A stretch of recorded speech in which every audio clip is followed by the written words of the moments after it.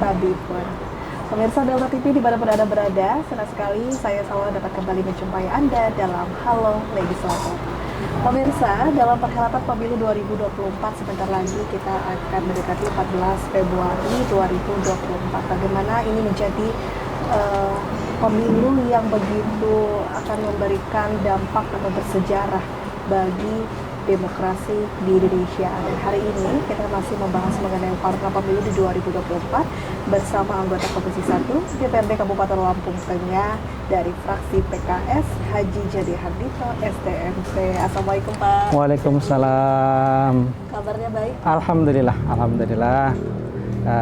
Ya, hari ini alhamdulillah kita bisa ketemu ya. Suasana cerah ya, udah musim penghujan. Kemarin kita seharian hujan, ini Allah berikan kita suasana yang lebih hangat, lebih cerah insya Allah. Iya. Dan di awal tahun 2024 ini Pak Jadi juga masih menjabat sebagai anggota Komisi 1 ya Pak ya, di Kabupaten Lampung Tengah DPRD. Kesibukannya bagaimana Pak? Ya, di awal tahun ini ya belum mulai rapat-rapat ya, masih besok ada pembahasan program kerja dan tentang RPJMD 2025-2045 kita akan membahas bersama dengan eksekutif tentang program-program kerja kita untuk jangka panjang. Nah, ini mudah-mudahan nanti ya di sisa masa pengabdian saya nanti bisa urun rembuk, bisa memberikan kontribusi program-program yang terbaik untuk Lampung Tengah ini sesuai tupoksi saya, khususnya untuk mewakili di Komisi 1 ini. Ini fokus membidangi tentang pemerintahan kampung, Kamtipmas, badan pertanahan dengan KPU, Bawaslu juga. Ini yang sebagian juga vertikal kita bermitra di situ. Ya. Luar biasa sekali semangatnya meskipun di awal tahun di tengah suasana kampanye pemilu, tapi tetap harus berjalan ya Pak. Betul, iya. Dan berbicara mengenai pemilu 2024, saat ini kan kita sebentar lagi Pak ya. Betul. Hari demi hari, untuk tinggal 20-an hari lagi betul. Kita akan menuju 14 Februari. Iya. Ini suasana di Kabupaten Lampung Tengah Pak, hiruk-pikuknya sudah terasa Pak? Iya, ini tidak terasa ya, ternyata waktu itu berjalan cukup cepat ya, apalagi kami ya sebagai ya pelaku langsung ya, kita yang masih menjabat aleg dan dicalegkan, itu seolah-olah waktu itu begitu cepat gitu. Begitu cepat. Iya, makanya kita juga harus bisa memanage di antara tugas kita juga, tugas kita terjun ke bawah untuk menemui konstituen kita. Dan suasana yang saya alami, saya berharap ya pemilu kali ini khususnya di wilayah kita ini ya aman, asik, menggembirakan. Jangan sampai kegiatan-kegiatan 5 tahunan pesta demokrasi ini menjadikan justru momok bagi masyarakat. Kita bisa flashback ke belakang ya, kalau dulu masa-masa kampanye itu sepertinya banyak orang yang merasa khawatir. Contoh, pedagang di pinggir jalan takut karena konvoy, iring-iringan, arak-arakan. Itu yang dulu menakutkan. Tapi alhamdulillah hari ini masyarakat sudah mulai dewasa berdemokrasi, etika berkampanye juga sudah dipegang. Artinya apa? Masyarakat dengan datangnya pesta demokrasi itu enjoy, tidak merasa ada rasa ketakutan. Saya pernah dulu melihat masyarakat itu ketika masih ada kampanye sistem pawai, pengerahan massa, dengan beberapa daerah masih ada ya yang pakai motor dengan knalpot yang brong itu kan, masyarakat takut gitu. Tapi harapannya mudah-mudahan sampai nanti di tanggal 14 kampanye kita benar kampanye yang mendidik, kampanye yang menjadikan semua bergembira dengan pesta demokrasi ini, tidak menjadikan momok 5 tahunan, aduh kampanye nih, takut nanti ada gejolak, takut nanti bagaimana para pelaku usaha, penggerak ekonomi dengan kampanye ini justru malah ada rasa was-was. Tapi harapannya dengan masa-masa kampanye ini semua gembira, semua mendapatkan benefit keuntungan itu. Yang usaha juga bertambah untungnya karena banyak orang yang ya mamanya ada kegiatan bisa mampir ke kulinernya dan lain sebagainya. Itulah bagian dampak positif kita di pesta demokrasi ini. Masyarakat gembira, tetap akur, tetap adem, tetap bisa bekerja sama asik dan menyenangkan, seperti itu slogannya. Ya. Menarik sekali dari apa yang disampaikan oleh Pak Joni ini, bahwa suasana khususnya di Lampung Tengah ini begitu aman, Insya Allah, damai, dan insya Allah. menggembirakan ya Pak. Ini Ya. sangat berbeda kalau kita bandingkan dengan pemilu-pemilu Betul. sebelumnya. Tapi apakah dengan suasana yang begitu aman, damai di masyarakat di Lampung Tengah ini juga sejalan dengan bahwa pemilih-pemilih ini aktif nanti akan berpartisipasi? Karena ketakutan kita semua pada pemilu ini kan golput ya Pak. Betul. Kalau dari kacamata Pak Joni melihat? Iya, memang kalau saya perhatikan, ya saya amati, masyarakat sekarang ini dalam tanda kutip antusiasmenya dalam mungkin pergerakan pengerahan massa dan sebagainya, mereka lebih banyak karena sudah melek politik, banyak baca di media. Yang penting prosesnya berjalan tanpa harus dalam tanda kutip fanatik berlebihan,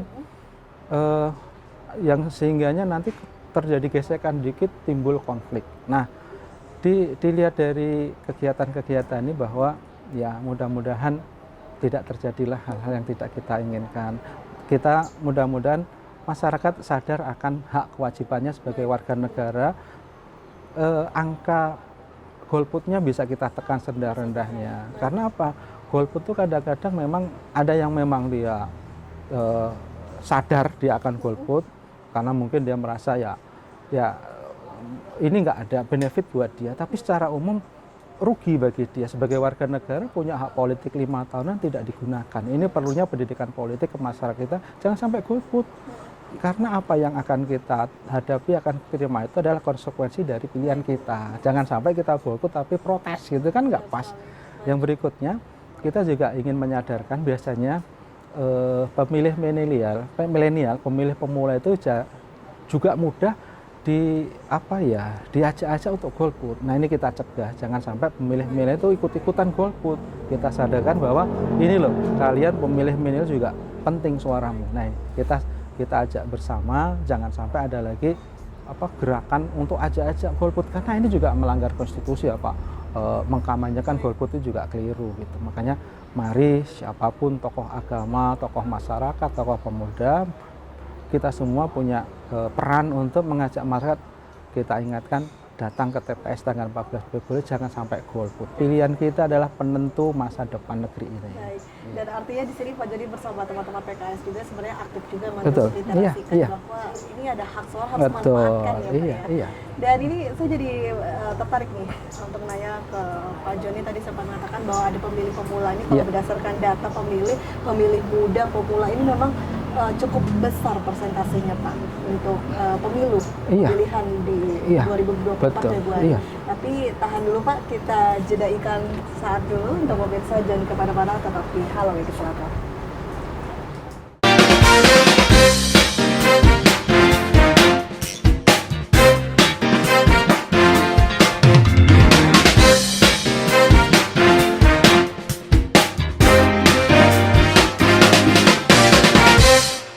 Assalamualaikum warga Lampung. Jangan lupa datang ke TPS, Rabu 14 Februari 2024. Pilih surat suara warna biru untuk DPRD Provinsi Lampung. Buka surat suara, cari Partai Keadilan Sejahtera. Langsung coblos nomor 4, Haji Joni Hardito STMT. Daerah pemilihan, Lampung Tengah. Ingat PKS partainya, Haji Joni Hardito STMT calegnya.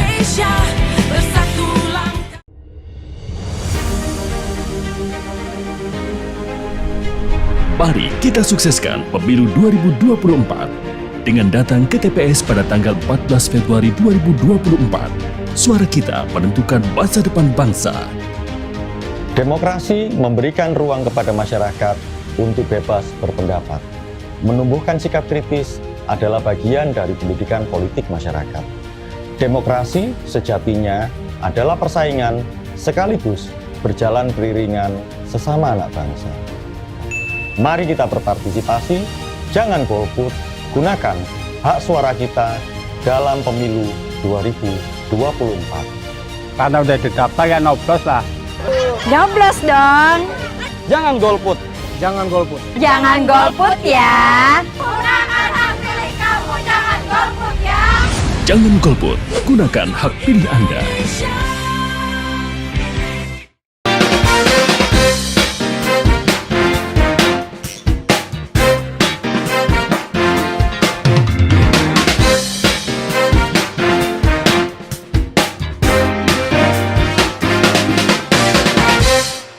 Terima kasih pemirsa, Anda kembali menyaksikan Halo Legislator. Jadi kita masih berbincang bersama anggota Komisi 1 DPRD Kabupaten Lampung Tengah, Pak Joni Hardito. Baik, Pak Joni, kalau berdasarkan data pemilih ini kan banyak beberapa persen juga didominasi oleh anak-anak muda. Iya. Ini mungkin kalau ada anak muda yang saat ini sedang menyaksikan Halo Legislator bertanya, mengapa saya harus peduli terhadap politik, mengapa saya harus mencoblos di 14 Februari? Memang benefit atau keuntungan apa yang akan dirasa anak muda ketika memberikan hak suaranya di 14 Februari? Iya, bagus sekali ya, luar biasa. Jadi ini yang menjadi titik kritis kita pada hari ini,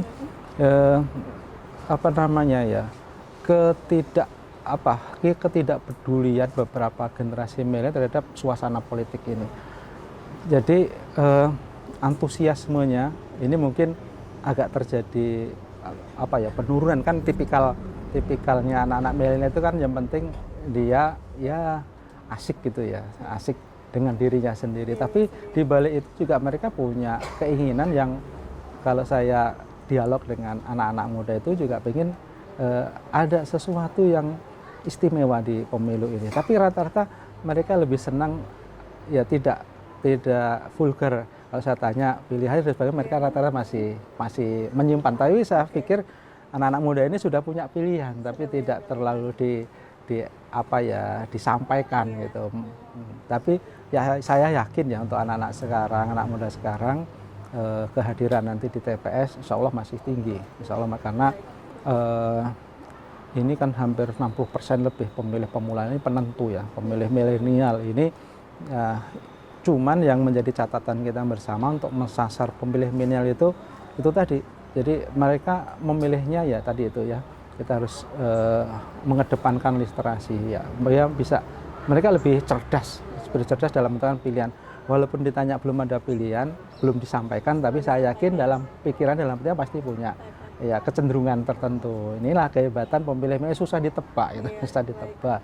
Karena pasti dia masih wait and see, masih melihat perkembangan dan sebagainya. Tapi saya yakin teman-teman muda ini, pemilih milenial pasti akan datang di 14 Februari ini, karena saya juga senang juga kalau di tanggal 14 ini kan momentum kalau anak muda ingatnya dengan Valentine, kasih sayang ya. Mereka menyalurkan kasih sayangnya untuk negeri ini dengan datang ke TPS, memilih calon, memilih presiden dan sebagainya. Itu bagian dari tanggung jawab sebagai warga negara yang baik. Baik, itu. menarik. Karena hari kasih sayang yang 14 Betul. Februari ini selalu identik dengan pasangan-pasangan muda, mungkin dengan ada hari pemilu di tanggal 14 Februari, jadi mereka lebih bersemangat ya. Betul. Mungkin bisa mengajak pasangan. Langsung mengingatkan itu. Oke, dan bahkan perlu diketahui juga ya Pak Joni, fasilitas yang dirasakan, yang dinikmati anak muda itu juga merupakan hasil dari kebijakan politik juga. Betul. Iya. Kalau kita mengharap ya nanti kita juga fokus bagaimana hak-hak anak muda ini bisa dipenuhi. Bagaimana ruang terbuka hijau, tempat-tempat menyalurkan hobi bakat ya, atau taman-taman yang di situ ada lapangan basket, ada skateboard, ada tempat bermain ya sepeda BMX dan sebagainya. Itulah untuk aktualisasi anak-anak milenial. Yang hari ini mungkin kebijakan publik kita belum banyak menyasar, menyentuh keinginan anak muda. Terjadi gap antara pengambil kebijakan dengan keinginan anak muda. Yang mungkin saya berpikir keapatisan anak-anak muda itu karena keinginannya tidak terakomodir oleh dalam tanda golongan tua. Nih, jadi sekarang kita ingin mempertemukan anak muda yang berbicara, anak muda yang buat program, anak muda yang mengajukan proposal, agar kebijakan publik kita ini diambil untuk memfasilitasi, memberikan ruang kebebasan berkreasi anak-anak milenial itu tersalurkan. Jangan dibatasi, ya anak-anak pengen olahraga nggak ada tempatnya, pengen basket nggak disediakan, mau skateboard nggak disediakan. Harusnya para pemangku kepentingan, pengambil kebijakan, mari ke depan itu kita lebih memberikan ruang yang seluas-luasnya untuk anak muda, anak milenial menyalurkan bakatnya, baik bakat seni, bakat olahraganya, atau hal-hal positif lainnya yang perlu kita fasilitasi gitu. Ini nanti biar nanti anak itu juga senang datang, oh ternyata saya memilih pemimpin, saya memilih wakil itu tahu dengan dunia anak muda. Mungkin seperti itu. Jadi kalau berbicara mengenai anak muda nih, saya jadi tiba-tiba teringat bahwa sosok dari cawapres juga ada nih yang dari anak muda. Jadi kita akan bahas mengenai salah satu topik yang trending topik juga bahkan menjadi headline segala pemberitaan mengenai debat terakhir, debat ketiga kemarin. Iya. Mungkin di debat pertama masih banyak yang menilai bahwa konten gagasan dirasa masih normatif, tapi di debat ketiga kemarin kalau dari kacamata Pak Jody sendiri sudah mulai terlihat produktifkah, sudah mulai substantifkah atau belum? Ya, ini saya mengamati ya, di awal memang masih banyak pemberian gagasan. Yang berikutnya sudah menjelaskan, menjabarkan dari gagasan itu. Jadi masyarakat lebih bisa memahami apa yang menjadi visi misi capres dan wapresnya, serta nanti apa yang akan dikerjakan setelah jadi. Ini juga penting untuk masyarakat untuk memberikan pendidikan politik bagi siapa saja pemimpin yang layak memang untuk memimpin negeri ini. Jadi saya sangat sepakat bahwa debat capres ini adalah tolak ukur bagaimana masyarakat nanti akan menentukan pilihan. Jadi tema-temanya cukup menarik dan memberikan kita juga membuka wawasan kita. Jadi, nah ini yang perlu juga kita saya menilainya dari ketiga calon, ya ketiga paslon ini, kontestan ini di debat berikutnya harus lebih menjelaskan secara detail apa program-programnya yang mudah diterima oleh masyarakat. Jadi program-program yang membumi, program-program yang langsung menyentuh ke masyarakat bawah. Ini yang mungkin bagi masyarakat umum, dan sekarang dengan ada debat ini, rating orang nunggu nonton TV ini juga naik gitu loh. Jadi orang, saya lihat kemana, saya kadang di tempat-tempat umum, kadang di rumah sakit atau di tempat umum, mereka nunggu-nunggu debat hari ini cukup menarik juga. Saya menilai bahwa selain itu juga ulasan-ulasan di medsos juga, dan dari trending topik juga di obrolan-obrolan ya warung-warung makan gitu, di warung-warung kopi itu juga jadi obrolan, termasuk di komunitas, namanya ada kegiatan yasinan. Saya lihat masyarakat juga membahas, membicarakan tentang debat capres ini. Jadi suatu kayak orang, bahkan ada beberapa yang adakan nobar itu untuk capres. Yang jelas intinya jangan sampai yang nonton nanti malah jadi yang penting nonton bareng-bareng, gembira, senyumin. Nah ada yang beda nanti bisa didiskusikan gitu. Yang penting duduk bareng. Performa dari masing-masing kandidat ingin berkomentar tidak Pak Joni? Tapi tahan dulu, Iya. nanti kita lanjutkan kembali perbincangan kita. Pemirsa jangan kemana-mana, tetap di Halo Legislator.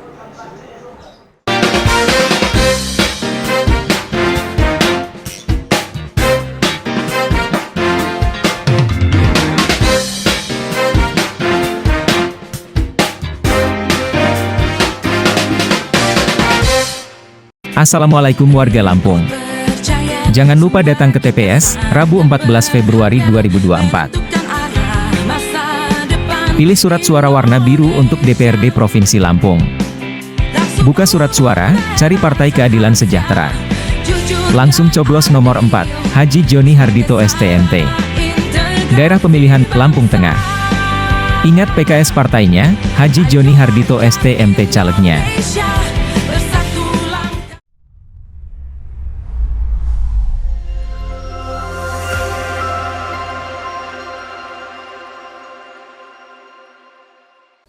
Surat suara yang akan kita coblos. Warna abu-abu untuk memilih calon presiden dan calon wakil presiden Republik Indonesia. Warna kuning untuk memilih anggota DPR Republik Indonesia. Warna merah untuk memilih anggota DPD Republik Indonesia. Sedangkan untuk warna biru untuk anggota DPRD provinsi dan warna hijau untuk anggota DPRD kabupaten atau kota. Ingat ya, ingat jumlah dan warna surat suaranya. Jangan sampai gagal fokus, karena suara kalian sangat menentukan setidaknya untuk 5 tahun ke depan. Setelah nama kita dipanggil di tempat pemungutan suara dan kita diberikan surat suara, saatnya kita menentukan pilihan kita di dalam bilik suara.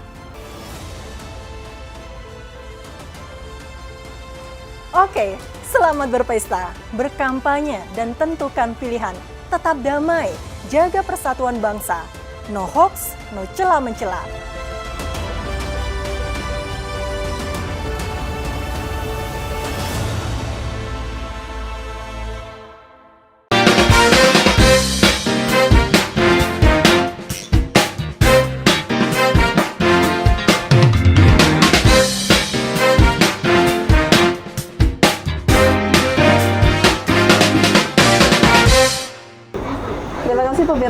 kembali menyaksikan Halo Legislator dan kita masih berbincang bersama Pak Joni, anggota Komisi 1 DPRD Kabupaten Lampung Tengah dari fraksi PKS. Baik, menyoroti performa dari masing-masing capres ini bagaimana Pak? Ya. Dari 01 dulu? Iya, ya. Yang pertama penguasaan materi, artikulasi dalam menyampaikan gagasan, gestur dalam ketika menanggapi jawaban. Ini juga menjadi yang penting ya sebagai seorang calon pemimpin. Terus juga kekuatan dalam menahan emosi dan sebagainya juga penting. Jadi perform ini yang pertama orang melihat performnya. Terus yang berikutnya juga dari gagasan-gagasan. Terus mengutarakan dalam waktu yang singkat itu jelas, gamblang, mudah dimengerti. Yang pertama. Terus yang kedua, memang juga masyarakat senang seorang orator yang bersemangat. Nah ini juga masyarakat senang orator yang bersemangat, berapi-api, menghubungi. Ini juga menjadi daya tarik juga untuk orang nonton capresnya, debat capres ini. Yang ketiga memang juga kadang-kadang calon ketiga perlu juga menjadi penawar suasana, mengademkan suasana, mengakrabkan kembali. Ada juga sisi-sisi ya harus ada ya selingan humornya lah. Itu juga biar nanti pemirsa yang di rumah juga nggak tersulut terus suasana tegang dalam debat ini. Justru karena debat ini juga perlu diselingi juga ada penengah, ada yang mencairkan suasana, ice breaking seperti itu. Karena dari debat itu sebenarnya paling inti adalah gagasan apa sih Betul. yang dibawa untuk bisa menjadi solusi atas permasalahan dalam lingkup Indonesia. Ya betul. Dan Pak Joni sendiri ini dalam perhelatan selanjutnya ini maju lagi Pak ya? Iya. Bertarung lagi ya Iya, Pak? iya. Dan untuk daerah pemilihannya di mana Pak? Iya. Tetap di Lampung Tengah atau mana? Iya, saya untuk kali ini di 2024 ini di Pesta Demokrasi diamanahi dari partai saya untuk naik ke provinsi. Jadi setelah 2 periode kami menjabat di kabupaten, DPRD kabupaten, untuk tahun ini 2024 ini saya diberikan kesempatan untuk maju di tingkat provinsi Dapil 7 Lampung Tengah itu. Jadi ya namanya juga lagi mencalonkan diri, otomatis waktu-waktu saat ini sudah di masa-masa kan banyak mendatangi masyarakat, silaturahmi, terus menyampaikan gagasan, menyampaikan apa yang nanti bisa saya kontribusikan ketika nanti saya di provinsi, kewenangan-kewenangan saya. Jadi memang kuncinya ternyata tatap muka, bertemu masyarakat itu sangat penting. Mungkin selama ini ada banyak konstituen yang sudah dengar suara saya, mungkin melihat saya di media atau tapi ketika ketemu langsung itu semakin menambah kebahagiaan mereka ketika ketemu, oh ini tuh yang nyalon itu yang pernah saya lihat di media seperti itu. Jadi memang tatap muka itu poinnya cukup besar. Kita ketemu mereka, menyambangi, mendatangi rumahnya itu ada rasa bahagia, rasa senang. Yang penting intinya jangan sampai kita memutus silaturahmi, mendatangi mereka dengan ketulusan hati kita itu. Baik, benar sekali Pak. Karena masyarakat akan sangat senang sekali ketika dekat dengan Betul. masyarakatnya, sehingga aspirasi juga bisa langsung Betul. berbeda ketika langsung dengan tidak. Iya. Tapi datang ke masyarakat sebenarnya Pak Joni sendiri membawa gagasan apa? Adakah gagasan baru yang memang diunggulkan dari pencalonan Pak Joni? Oh iya, saya yang selama ini saya tawarkan ke masyarakat, saya akan fokus untuk kemarin teman-teman juga di dunia pendidikan ya, karena saya sendiri juga basicnya mungkin ada yayasan pendidikan juga. Mereka banyak mengusulkan bagaimana kuota untuk P3K guru ini bisa diperjuangkan. Terus ada juga terkait dengan mungkin kita bisa bantu ketika ada sekolah-sekolah swasta yang dimohonkan untuk kelengkapan perizinan, izin operasional sekolah itu, mungkin ketika nanti saya juga bisa terpilih di provinsi, karena untuk sekolah menengah kan kewenangan di undang-undang pemerintah itu di kewenangan provinsi, mungkin bisa kita bantulah untuk bisa legalitas sekolahan menengah, kejuruan ataupun menengah atas ini bisa dibantu untuk bisa keluar izin operasionalnya, itu termasuk legalitas yang lainnya. Mudah-mudahan ini saya fokus di situ. Untuk yang lain-lain juga ini saya sampaikan aspirasi di masyarakat juga ya, tentang bagaimana perhatian pemerintah kepada guru-guru ngaji ya, guru-guru TPA, para marbot masjid, penjaga makam dan sebagainya, ini juga mereka pengen diperhatikan oleh pemerintah. Ada porsi anggaran untuk mereka lah, walaupun tidak besar tapi ada sedikit perhatian itu membuat mereka ya senang gitu, membuat senang. Ini juga nanti kita akan juga sampaikan kepada pemerintah provinsi bahwa ternyata di masyarakat itu apresiasi negara, apresiasi pemerintah kepada masyarakat terdepan yang mengelola kegiatan di masyarakat itu penting. Tanpa mereka sepertinya kita akan coba kita bayangkan kalau di lingkungan tuh nggak ada mudin, nggak ada pengurus jenazah, nggak ada yang mau menggali kubur, itu sangat kesan di kampung. Tapi ketika itu ada, cuman pemerintah saat ini belum ada porsi yang baik, yang mencukupi lah apresiasi untuk mereka ini, orang yang terdepan dalam pelayanan masyarakat. Ini juga mungkin akan saya menjadikan konsen untuk kita bisa bantu mereka. Yang lainnya masih banyak. Kalau di wilayah sini mungkin masyarakat sudah terbantu ya dengan IJD ya, Impres Jalan Daerah kemarin yang sudah sekarang mereka merasakan manfaatnya. Jadi hari-hari kalau saya terjun rumah tidak banyak muncul pertanyaan tentang jalan provinsi ya, ini sudah cukup terbantu alhamdulillah. Yang jelas sekarang setelah ada jalan provinsi ini bagaimana ini menjadi efek domino meningkatkan ekonomi kesejahteraan masyarakat ini. Baik, jadi banyak sekali gagasan-gagasan, bahkan sampai Pak Joni juga mengakomodir juga ya suara-suara dari kelompok-kelompok yang mungkin kurang diperhatikan. Betul. Dan semoga dengan nanti bisa terpilihnya dalam tingkat provinsi dapat lebih mengakomodir suara-suara dari yang besar. Baik, Pak Joni, tidak terasa kita sudah di penghujung acara, tapi karena kita di masa momen kampanye mungkin bisa langsung berbicara kepada masyarakat di sini untuk meyakinkan bahwa saya bisa mampu untuk bisa menjadi wakil rakyat. Iya, baik. Kami sampaikan kepada warga Lampung Tengah, ini jangan lupa nanti tanggal 14 Februari datang ke TPS kita masing-masing dengan niat bismillah, mohon dipilih dukungannya Bapak Haji Joni Hardito STMT nomor urut 8 dari Partai Keadilan Sejahtera, nomor urut saya 4. Nomor urut partainya 8. Jadi saya ulangi, Joni Hardito STMT nomor urut 4, Partai PKS nomor 8 untuk daerah pemilihan Lampung 7 DPRD Provinsi Lampung. Bapak Joni Hardito STMT Partai Keadilan Sejahtera.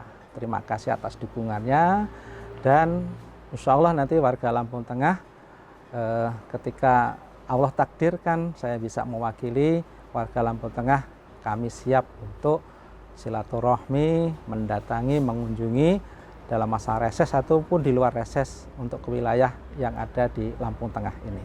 Baik, luar biasa sekali Pak Joni, insya Allah bisa amanah. Amin. Pak Joni kan memiliki track record yang jelas. Insya Allah, insya Allah. Karena menjadi pemimpin itu track record itu paling insya Allah seperti itu. Ya. Agar masyarakat bisa memilih. Terima kasih Pak Joni. Sama-sama. Semoga sukses. Amin.